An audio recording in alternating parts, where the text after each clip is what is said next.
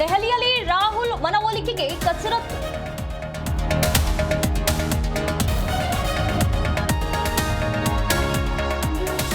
ಕ್ರಾಂತಿ ಇಲ್ಲ, ಏನೇನೂ ಇಲ್ಲ. ಸಿದ್ದರಾಮಯ್ಯ ಸರ್ಕಾರ ಸುಭದ್ರ. ನಾಯಕತ್ವ ಬದಲಾವಣೆಯ ಚರ್ಚೆಗೆ ಪ್ರಿಯಾಂಕ್ ತಿರುಗೇಟು.